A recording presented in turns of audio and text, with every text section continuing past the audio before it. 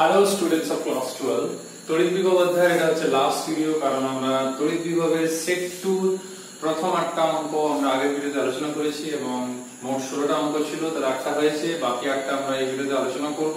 তার সঙ্গে এই চ্যাপ্টারটা শেষ হবে, পরের ভিডিওতে আমরা আবার নেক্সট চ্যাপ্টার ধারা করতে শুরু করব। তো প্রথম যে 9 দাগে যে অঙ্ক রয়েছে সেখানে দেখবে স্থির তড়িৎ শক্তি নিয়েই অঙ্কটা রয়েছে। তিনটা বিন্দু রয়েছে, তাদের স্থানাঙ্ক দেওয়া রয়েছে, আর সেখানে একটা আধানের কথা বলা রয়েছে, সেটা হচ্ছে -2 × 10⁻⁻12 কুলম্ব মানের একটা তড়িৎ আধান। পেজ নাম্বার 123, পেজ 2021 এডিশনের বইতে। তো সেখান থেকে বলা হচ্ছে কার্তেজীয় নির্দেশতন্ত্র যেটা রয়েছে স্থানাঙ্ক পদ্ধতি, সেখানে মূল বিন্দুতে 6 × 10⁻³ কুলম্ব মানের একটা তড়িৎ আধান অবস্থান করছে। তাহলে কার্য কত সেটা আমাদের কিন্তু একটু বের করে নিতে হবে। তো এই হচ্ছে ব্যাপার। তো দুটো আধান কথা আসছে, একটা -2 একটা 6। তো আমাদের যেটা দুটো বিন্দু রয়েছে, আমি মেইন ক্যালকুলেশনে দিকেই আসি, তোমরা প্রশ্নটা ভালো করে পড়বে। দেখো, কৃতকার্য যদি বের করতে হয় তাহলে এই যে তড়িৎস্থিতি শক্তি যাকে আমরা বলি ইলেকট্রিক পোটেনশিয়াল এনার্জি, তার ডিফারেন্সটা বের করতে হয়, কারণ সেই ডিফারেন্সটা কারণ শক্তি সংরক্ষণ নীতি খাটবেই, সেই ডিফারেন্সটা কিন্তু আলটিমেটলি সেটাই ওয়ার্ক ডান হয়। তো ইউবি এবং ইউএ যদি হয় তাহলে আমাদের প্রথমে কি করতে হবে না, ইউএ এবং ইউবি অর্থাৎ বি অবস্থানে তড়িৎস্থিতি শক্তি কত আর এ অবস্থানে কত সেটা বের করতে হবে। তো এ অবস্থানে কত হবে না, 1/4πε0, এর মান তোমরা 9 × 10⁹ বসিয়ে নিতে পারো। আর আধানের মানগুলো বইতে রয়েছে, আমি আর বলছি না, আমি শুধু মানটা তুলে দিচ্ছি, তোমরা নিজেরা দেখে নাও, বইতে রয়েছে। আর আরও রয়েছে, এসেইতে বসাচ্ছি, আর এইখানেও তাই, আধান সেম।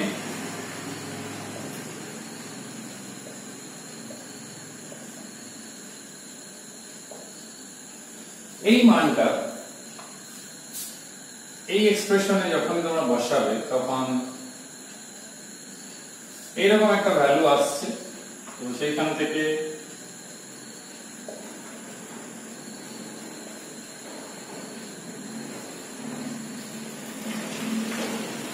(18 × 10⁻⁴) জুল আমি ক্যালকুলেশন করে দেখেছি, তোমরা একবার মিলিয়ে নেবে। তো এই যে স্থিতিশক্তির পরিবর্তন, এইটাই কিন্তু তোমাদের এই যে ক্যালকুলেশনে সেটাই কিন্তু হবে। যেহেতু তোমাদের উত্তরে রয়েছে 10⁻³ তো সেটা দশমিকটা একটা সরিয়ে দিলেই হবে, 1.8 করে দেবে, এখানে 10⁻³ তাহলেই হবে। তো এটা খুবই সহজ, শুধুমাত্র স্থিতিশক্তির পরিবর্তন বের করতে পারলেই হবে। কোশ্চেন নাম্বার 10, এটাও কিন্তু এই 9 এবং 10 বেশিরভাগ ছেলেমেয়েদের প্রবলেম হয়ে থাকে। তো 10টাও একটা প্রবলেম অঙ্ক, এই কারণে অনেকে বুঝতে পারে না যে এইখানে প্রশ্নতে যেটা বলা রয়েছে যে একটা বিন্দু কণা রয়েছে, একটা আধান রয়েছে, সে আরেকটা আধান রয়েছে, তার দিকে অগ্রসর হলো প্রাথমিক অবস্থান থেকে, যখন 10 সেন্টিমিটার দূরত্বে রয়েছে তখন বেগ রয়েছে, কিন্তু জিজ্ঞেস করেছে কত দূরে বিন্দু কণাটি তাৎক্ষণিকভাবে স্থির অবস্থায় আসবে। তো যখন সে স্থির অবস্থায় চলে আসবে তখন তার বেগ কত হবে, কত দূরে গিয়ে সে স্থির অবস্থায় চলে আসবে, কারণ স্থির অবস্থায় থাকলে তো বেগ থাকবে না, তখন তো বেগ শূন্য হয়ে যাবে। তার মানে কি, যখন সে স্থির অবস্থায় চলে আসবে তখন সে তার সরণ কিংবা কতটা দূরত্বে থাকবে, সে ডিসটেন্স কিংবা আর এর ভ্যালুটা চাই কিংবা এক্স এর ভ্যালুটা চাই, আর তার ত্বরণ ধ্রুবক থাকবে কিনা সেটা জিজ্ঞেস করছে। তো অঙ্কটা প্রশ্ন বোর্ডে হতে পারে, কিন্তু উত্তর দু লাইনেই করা যাবে বলতে গেলে। কারণ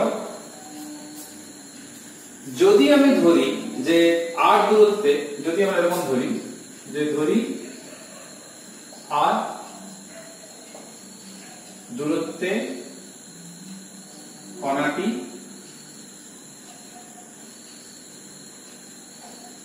স্থির হয়, তাহলে আর দূরত্বে যদি কণাটি স্থির হয় তাহলে আমরা এরকম বলতে পারি যে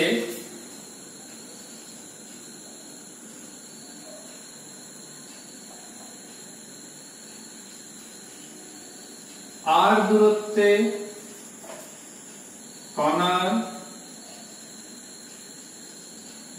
স্থিতিশক্তির যে বৃদ্ধি হবে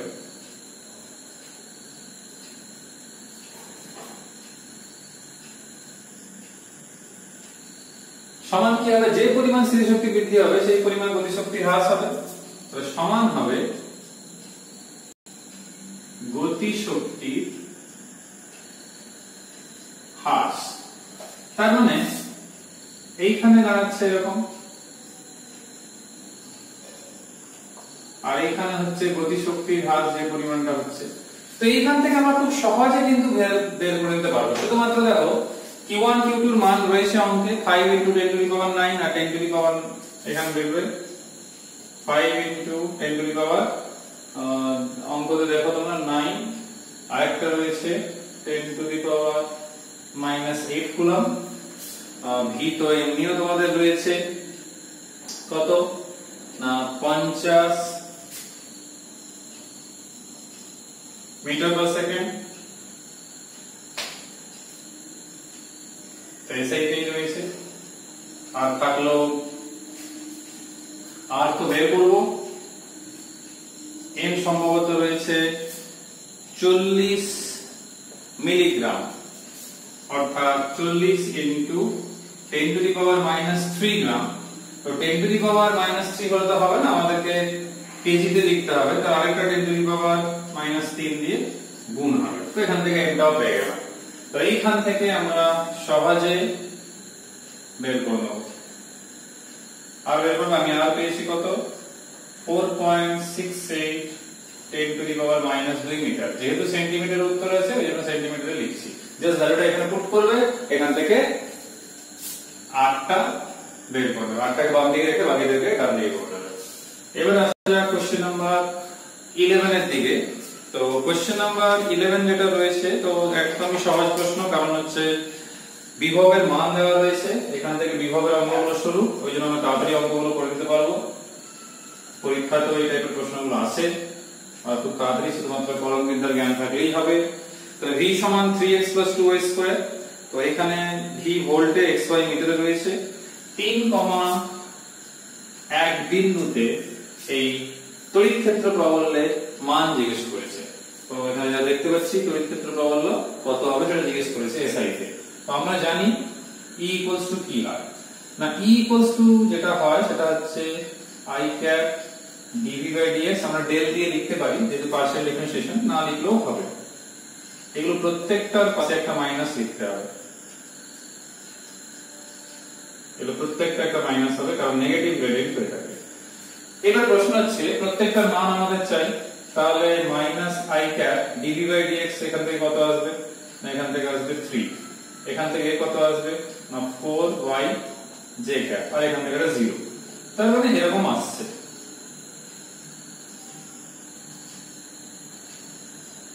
এবার এটা হচ্ছে কি না E ভেক্টরের মান, কিন্তু এখানে একটা বিন্দু বলা রয়েছে, এটা কত বিন্দু না 3,1 এ বের করতে হবে। তাহলে x এর মান 3, y এর মান 1, তো এখানে মান বসাতে হবে। তাহলে E ভেক্টরের মান 3,1 এ কত না -3i cap -4j cap। তড়িৎ ক্ষেত্র প্রাবল্যের মান জিজ্ঞেস করেছে, মান মানে মড বের করা, তোমরা ভালো করে জানো। তাহলে -3 এর হোল স্কয়ার প্লাস -4 এর হোল স্কয়ার, তাহলে 9 + 16 √, তার মানে 5 ভোল্ট/মিটার। তো এইখান থেকে আমরা পেয়ে গেলাম। পরের যে প্রশ্ন রয়েছে সেটা আরো সহজ বলতে গেলে, কারণ এইখানে জিজ্ঞেস করেছে, আমি এদিকটা বলে দিই। তো সেটা কি বলেছে না v এর এক্সপ্রেশন দেওয়া রয়েছে। কোশ্চেন নাম্বার 12, v সমান রয়েছে ax - bx³, যেখানে ab ধ্রুবক বলেছে x অক্ষ বরাবর কোন স্থানে তড়িৎ প্রাবল্য শূন্য হবে। দেখো তড়িৎ প্রাবল্য যদি মান ওয়াইজ বলি তাহলে E = -dV/dx, কারণ y z এর কোনো টার্ম নেই সেজন্য লিখছি না। তাহলে শূন্য হওয়া মানে এই এটা থেকে অবকলন করব -a -3b x²। তাহলে এইটা শূন্য হতে হবে। তো এটা শূন্য হওয়া মানে 3b x² = a, অর্থাৎ x = a/3b। তো প্লাস মাইনাস দুটো মানই আসে, কিন্তু আমরা প্লাসটাই নিচ্ছি। তোমরা প্লাস মাইনাস লিখতে পারো, কোনো অসুবিধা নেই। তো x অক্ষের কোন স্থানে কথা বলেছে, পজিটিভ ভ্যালু এক্সপেক্ট করছে, ওই জন্যই লেখা এটা। তো কোশ্চেন নাম্বার 13 এ যাব, যেখানে v = -kxy দেওয়া রয়েছে। তো মূল বিন্দু থেকে r দূরত্বে তড়িৎ প্রবাহ জিজ্ঞেস করছে। তো এটা একটা ইন্টারেস্টিং অঙ্ক, এটা অনেকেই কিন্তু আটকায়, কারণ v এরকম রয়েছে। তো আমি আর নতুন করে একটা ফর্মুলা লেখার চেষ্টাও করছি না। তো এখানে রয়েছে, দেখো এই এক্সপ্রেশনটাকে আবার যদি নিয়ে আসা হয়, তাহলে এখানে যদি আমি প্রয়োগ করি, তাহলে যেহেতু z কম্পোনেন্ট এখানে নেই, আর থাকলে লিখতাম। তো এখানে যখন আমি অবকলন করব, তাহলে প্রথমটায় কি আসছে ky i ক্যাপ, পরেরটায় আসছে kx j ক্যাপ, আর এটা তো এমনিও 0 হয়ে গেছে। তো এটা হচ্ছে e। তো মড e যখনই করব, যেহেতু e এর মানের কথা বলা হয়েছে, তাহলে এখান থেকে একটা k square y square k square x square, তাহলে k কমন যাওয়ার পর x square plus y square. তোমরা ভালো করেই জানো ভেক্টর প্রদর্শন করেছো, কারণ z তো এমনি 0 হয়ে গেছে, তো টু ডাইমেনশন এমনিও, আর যে ডিসটেন্সটা মূলবিন্দু থেকে সেটা x square plus y square root over, তাহলে এখান থেকে আসছে k ইনটু r। তো অঙ্কটা এই জায়গায় অনেকই প্রবলেম হয়, তো আশা করি তোমরা বুঝতে পেরেছো, জাস্ট এটা প্রুফ করে দিলেই হবে। এবার আসা যাক কোশ্চেন নাম্বার 14। এখানে একটা সমাকলনের ব্যাপার রয়েছে, কারণ দেখো প্রশ্নে e এর মান দেওয়া রয়েছে, সেখান থেকে v এর মান জিজ্ঞেস করা হচ্ছে যে e 5 বাই x স্কয়ার সম্ভবত রয়েছে, e 5 বাই x স্কয়ার রয়েছে। এখান থেকে a b বলে দুটো পয়েন্ট রয়েছে, তাদের মধ্যে বিভব পার্থক্য বলা হচ্ছে। তো তোমরা জানো e হয় কত, minus dv by dx। So dv minus e dx। অতএব আমি যদি বলি যে সমাকলন করব, তাহলে আমরা এইরকম এক্সপেক্ট করি লেখা। তাহলে আমরা b বিন্দু a বিন্দু যদি এরকম ধরি, তাহলে স্বাভাবিকভাবে সমাকলন হবে।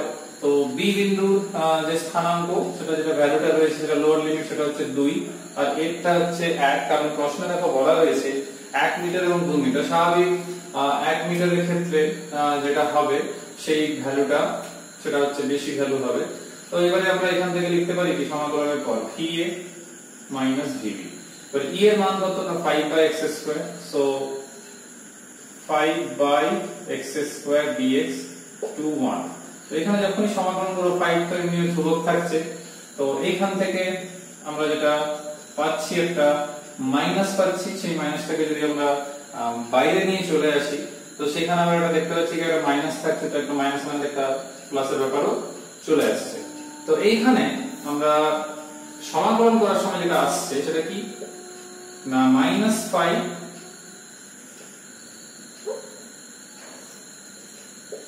কত x to the power -2 dx। তার মানে আলটিমেট এরকম একটা ব্যাপার দাঁড়াচ্ছে। তার মানে আমরা বলতে পারি 5 1 1/2, কারণ সমাকলন করলে এটাই আসছে, মাইনাস প্লাসে প্লাস হয়ে যাবে, মাইনাস বের হচ্ছে এখান থেকে, -2 + 1, সেখান থেকে -1। তাহলে এখান থেকে কত আসবে, মানে আমি বলতে এটা চাইছি, যদি কারো কোনো প্রবলেম থাকে, তাহলে -1 আসছে, এটা হচ্ছে প্লাস। তাহলে কত 5/2 অর্থাৎ 2.5 একক। তো va মাইনাস dv যেটা ভ্যালুটা দেখো 2.5 একক থাকছে। এবারে কোশ্চেন নাম্বার 15, কারণ কোশ্চেন নাম্বার 16 একদমই সহজ। কোশ্চেন নাম্বার 15 এ রয়েছে v 2x yz2, আর এটা অবস্থান দেওয়া রয়েছে তড়িৎ ক্ষেত্র প্রবলতা। দেখো এই জাতীয় অঙ্ক করার সময় আমি বলবো, যখন এই জাতীয় অঙ্ক থাকবে 2x x y z সবগুলোই রয়েছে, তার মানে তোমাদেরকে অনেকবারই অবকলন করতে হবে 2xy z2, আর যে ভেক্টরটা দেওয়া রয়েছে সেটা হচ্ছে 3i cap minus 2j cap plus 4k cap. তার মানে আমরা অবস্থান ভেক্টর জানি r ইকুয়ালস টু কত হয়, r vector xi cap yj cap plus zk cap. তাহলে এখান থেকে যদি আমি স্থানাঙ্ক বের করে নিই, তাহলে 3 - 2 আর প্লাস 4, জাস্ট x এর ভ্যালু, y এর ভ্যালু, z এর ভ্যালু, মাইনাস থাকলে মাইনাস লিখতে হবে। তাহলে 3 - 2 আর সেখান থেকে প্লাস 4। তো এই মানগুলোকে যেরকম আছে সেরকমই রাখলাম। এবার প্রশ্ন হচ্ছে এইখান থেকে আমাদেরকে e আমরা বারবার লিখে এসেছি সেই ভ্যালুটা আবার লিখতে হবে, কারণ হচ্ছে ই ভেক্টর কোয়ান্টিটি, তাহলে k ক্যাপ এইটা। সো এখান থেকে যদি আমরা ভ্যালুগুলো বসিয়ে দিই, তো এখান থেকে আমরা ভ্যালু কি পাচ্ছি না, প্রথম এটাই পাবো 2yz² i ক্যাপ, আর এখানে মাইনাস ছিল, মাইনাসটা লেখা হয়নি, তো এটা মাইনাস, আর এদিকে আসছে আবার কি 2yz² i ক্যাপ, আর এখান থেকে কত আসবে মাইনাস মাইনাসের প্লাস, ও সরি এখানে তো মাইনাসই ছিল, সরি মাইনাসই থাকছে 2xz² j ক্যাপ, তারপর মাইনাস 4xyz k ক্যাপ। তো এটা হচ্ছে আমাদের যেটা এক্সপ্রেশন, কিন্তু আমাকে ই এর মান বের করতে হবে কোথায় 3, -2, 4। তাহলে প্রথমে যদি বসানো হয় y এর মান কত -2, তাহলে y এর মান -2, তাহলে কত হচ্ছে -2 -2 -4, তাহলে 16, তার মানে 64 i ক্যাপ। নেক্সট কত x, x হচ্ছে 3 আর এটা হচ্ছে 16, 16 3 48, 48 দিয়ে 96, তাহলে -96 j ক্যাপ। তারপর x y z রয়েছে, তো কত না 4 4 3 12, 12 2 24, মাইনাস মাইনাসে প্লাস 24 ইনটু 4, তার মানে আবার আসছে একটা 96। তাহলে এরকম এসছে, তোমরা নিজেরাও করে দেখতে পারো। তাহলে 64 i cap minus 96 j cap plus 96 k cap. শুধুমাত্র এবারে কাজ হচ্ছে, যেহেতু তড়িৎ ক্ষেত্র প্রাবল্যর মান চেয়েছে, শুধুমাত্র মড করা, অর্থাৎ 64 স্কয়ার প্লাস 96 অর্থাৎ মাইনাস 96 এর স্কয়ার, তারপর শুধু 96 এর স্কয়ার। তো এখান থেকে করে যে ভ্যালুটা পেয়েছি সেটা হচ্ছে 150, তার মানে উত্তর হবে 150 নিউটন পার কুলম্ব। আর লাস্টের যে প্রশ্ন রয়েছে 16 দাগ, এটা খুবই সহজ প্রশ্ন, এক লাইনেই বলা যাবে বলতে গেলে। সেটা হচ্ছে একটু আগে আমি একটা সমবিভব ত্বরণ নিয়ে একটা প্রশ্ন আলোচনা করলাম, তো সেটা সম্ভবত আগের ভিডিওতে করেছি, সেটা হচ্ছে কোশ্চেন নাম্বার 8 এ। তো সেই লজিকটা লাগালেই হবে। এখানে -b/2 0 0, অর্থাৎ আমি x এর মানটাই ধরলাম, আর এটা হচ্ছে +d/2 0 0, এরকম অবস্থানে দুটো সম্ভবত দুটো আধান রয়েছে, +q -q। তো সমান মানের আধান রয়েছে, শুধু বিপরীত প্রকৃতির। তো স্বাভাবিকভাবে এটা একটা তড়িৎ দ্বিমেরু অবস্থান এরকম রয়েছে। এদের লম্ব সমদ্বিখণ্ডকের যে কোনো বিন্দুতে বিভব যদি বের করা হয়, সবগুলোতে কিন্তু কি হবে, তড়িৎ বিভব শূন্য হবে। অর্থাৎ এই সিডি রেখাটা হচ্ছে সমবিভব রেখা, তার মানে এখানে প্রত্যেকটা বিন্দুতে বিভব একই। তাহলে প্রশ্নটা জিজ্ঞেস করেছে যে সমবিভব তলের সমীকরণটি নির্ণয় করো। কোনো নির্ণয় করার কোনো চাপই নেই, কারণ হচ্ছে এদিকে -d/2 এদিকে +d/2, তাহলে এটা কত, এটা নিশ্চিত। তাহলে x = 0, এই অবস্থানটা এই যে লম্ব বরাবর থাকছে, তার মানে এর সমীকরণটা হবে dx = 0। তোমরা যদি বের করতে চাও যে ম্যাথমেটিক্যাল ক্যালকুলেশন করে, তাহলে তোমরা ডিসটেন্স ধরে বের করতে পারো, কিন্তু লাভ কিছুই নাই, কারণ হচ্ছে অবস্থানটা সেই অক্ষ উপরেই থাকছে, লম্ব সমদ্বিখণ্ডক বরাবরই কিন্তু বিভবটা শূন্য হয়। শূন্য হওয়া মানে সেটাই সমবিভব তল, সেটাই হচ্ছে রেখাটা সমবিভব রেখা, আর তার প্রত্যেকটা বিন্দুতেই মান শূন্য হবে। তো সেটাই হবে সমবিভব তল, আর সমীকরণ হবে x = 0। তো এখানেই আলোচনা শেষ হচ্ছে আমাদের সমবিভব তলের এই অঙ্কটার সাথে, সেটা হচ্ছে তড়িৎ বিভব চ্যাপ্টার। তো এর সঙ্গে তড়িৎ বিভব চ্যাপ্টারটা ক্লোজ হলো। আমরা নেক্সট ভিডিওতে একটা নতুন এবং খুবই গুরুত্বপূর্ণ চ্যাপ্টার এইচএস এবং এন্ট্রান্স এর জন্য, সেটা হচ্ছে ক্যাপাসিটেন্স অর্থাৎ ধারকত্ব এবং ধারক, সেই চ্যাপ্টারটা আমরা শুরু করব পরের ভিডিওতে। অনেকটা বড় চ্যাপ্টার রয়েছে, প্রচুর অঙ্ক, প্রচুর থিওরি রয়েছে, তো অনেকটাই সময় লাগবে। তো নেক্সট ভিডিওতে আলোচনা করব তোমাদের সঙ্গে। সবাই সুস্থ থাকবে, সাবধানে থাকবে, মন দিয়ে পড়াশোনা করবে। কারো কোনো বুঝতে অসুবিধা থাকলে কমেন্ট করে জানাবে। নেক্সট ভিডিওতে আবার দেখা হচ্ছে। Till then, by.